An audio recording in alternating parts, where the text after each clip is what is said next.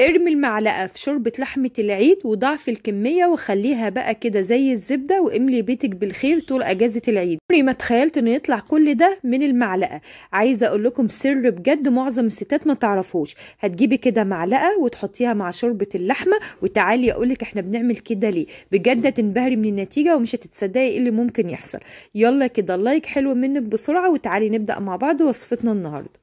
في حلة هتحطي بقى كده معلقة من السمن او معلقة من الزبدة، ممكن تخلطي الاتنين زيت على سمن اللي يريحك. وبعد كده هتجيبي بقى بصلة تكوني مقطعاها مكعبات صغيرة خالص، او ممكن تفرميها كده شوية في الخلاط او في الكبة، وانزلي بيها بقى كده على نار هادية زي ما انت شايفة، وشوحي بقى البصل. هتحطي معاها ورق غار او ورق لوري، وكمان عود من القرفة، وهتحطي كده معلقة صغيرة من السبع بهارات، وشوحي بقى البصل بتاعك بالتوابل دي. عايزه اقولك الريحه هتجيب اخر الشارع. عايزاكي تجربيها بس بالطريقه بتاعتي دي وبجد هتدعيلي. وبعد كده تحطي معلقه صغيره من الفلفل الاسود، ومعلقه صغيره من الزعتر، وقلبي بقى المكونات دي كويس جدا مع بعض. وبعد ما البصل يبتدي كده يتشوح وينزل ميته بالشكل ده، بصي ما تخلوهوش ياخد لون معاكي جامد، انا عايزه بس البصل كده ينزل شويه ميه زي ما انت شايفه. وبعد كده انزلي بقى باللحمه بتاعتك وشوحيها مع البصل. اهم حاجه ان اللحمه تتغلف كويس جدا بالبصل والتوابل. وبعد كده هتحطي ممكن توم باودر او معلقه كده توم مهروس، وقلبي بقى اللحمه بتاعتك وسيبيها على النار برضو تتشوح كويس جدا لحد ما تنزل الميه بتاعتها. وبعد كده هتستخدمي معلقه من الدبس رمان، ما عندكيش الدبس رمان يبقى هتستخدمي معلقه من العسل الاسود. عايزه اقولك المعلقه دي بتفرق جدا في طعم اللحمه، بجد بيبقى طعمها حلو قوي. هتقلبي برضو، تسيبي برضو اللحمه تتشوح كويس جدا وتنزل ميتها خالص زي ما انت شايفه كده، وتاخد اللون الرمادي ده. وبعد كده هتجيبي بقى حبايه من الطماطم وتقطعيها مكعبات وتنزلي بيها كده على اللحمه، وتقلبيها برضو كويس جدا زي ما انت شايفه لحد ما تبتدي طماطم تختفي والبصل يختفي تماما. عايزه اقولك الريحه بجد روعه. حطينا طبعا التوابل مع البصل علشان يبقى ريحه التوابل قويه. وبعد كده هتجيبي بقى معلقه، وتعالي بقى اقولك على السر اللي معظم الستات ما تعرفوش، وليه هنحط المعلقه مع الشوربه. بس نزود كده الاول اللحمه ميه، وهتحطي كده معلقه صغيره جدا من الزعفران، وده بتجيبيه من عند العطار. حلو قوي بيديلك بقى لون كده اللحمه لون حلو قوي للحمه، وتطلع كده متشوحه وجميله. هحط كده رشه صغيره من الزعفران، وبعد كده هقولك هنحط المعلقه ليه. بصي رشه صغيره جدا. هتقلبيها، وهتجيبي بقى معلقه تكون استانلس وتحطيها في شوربه اللحمه. عايزه اقولك هتخلي بقى اللحمه بتاعتك دي اول حاجه هتستوي بسرعه جدا، وفي نفس الوقت مش هتخلي اللحمه تكش خالص. انت عارفه اللحمه كده لما بتحطيها في الحله وتكش منك، المعلقه هتمنع ان اللحمه تكش، وفي نفس الوقت هتخليها زبده ومستويه وطعمها حلو قوي واخده اللون زي ما انت شايفه.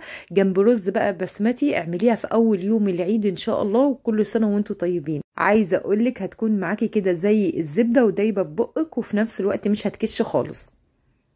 حطي البنجر في البطرمان، ده طلع كنز واختراع هيكسبك الملايين. ناس كتيرة قوي ما تعرفوش. عندك شوية بنجر بجد، ده انت عندك كنز في بيتك. هقولك النهاردة على حاجة بجد هتشكريني عليها. عايزاكي تشيري الفيديو ده في صفحتك الشخصية علشان لازم يكون عندك، علشان اكيد هتحتاجيه في يوم من الايام. فيلا كده نصلي على رسولها في التعليقات، وما تنسيش اللايك الحلو منك. وتعالي نبدأ مع بعض كده الوصفة النهاردة. هتجيبي كده بنجرايه او بنجر، وتبتدي ان انت تقشريه وهتقطعيه قطع صغيرة، ولازم يكون عندك بطرمان ازاز، وهقولك هنستخدمه في ايه. بعد ما تقشريه كويس هتبتدي ان انت تقطعيه اي قطع كده بالطريقة عشوائية، ممكن تقطعيه كده مكعبات. وهتغسلي بقى البطرمان كويس وتعقميه بالبخار، وهتحطي فيه البنجر بالشكل ده، وهتحطي معاه معلقة من اكليل الجبل، معلقة كبيرة.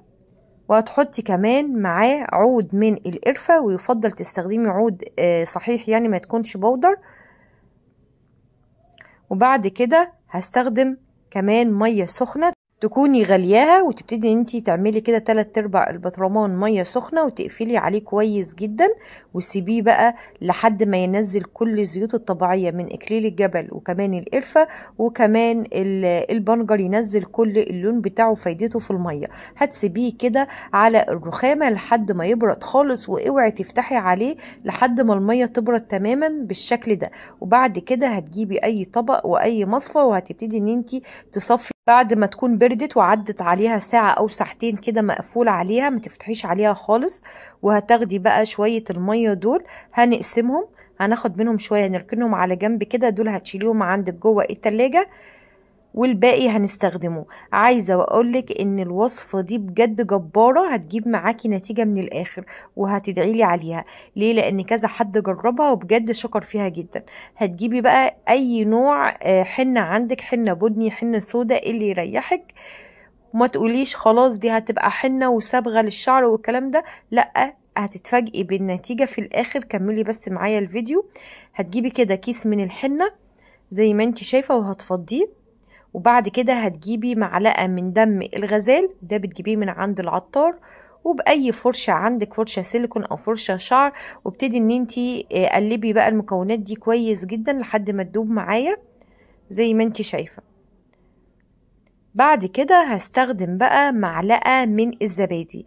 عايزة اقولك الحنة دي حنة فرد، هتفرد شعرك وهتخليه رطب وناعم، وهتقضي على الهيشان، وفي نفس الوقت حلوة جدا لعلاج الشعر الابيض، وهتنعم الشعر وتغذيه وهتديله لون حلو، وفي نفس الوقت هتمنع الشعر الابيض لو الناس كبيرة هتستخدمه. ولو كنت حابة تستخدميه لنفسك وانت ما عندكيش شعر ابيض مفيش مشاكل، دي حنة فرد هتفرد لك شعرك، والزبادي هترطب الشعر جدا وتخليه ناعم. جربيه، هتدهني بيه طبعا شعرك وتنامي بيه ليلة كاملة وتصحي الصبح تغسلي شعرك، بجد النتيجة روعة. هتحس بفرق، هتحس ان شعرك بقى طري كده بدل ما يبقى خشن وهايش، وفي نفس الوقت هيديلك لون حلو وهيغذي شعرك وهيطوله. جربيها وهتدعيلي. تعالي بقى نشوف تاني وصفة معانا برضو مفيدة جدا وهتستفيدي بيها.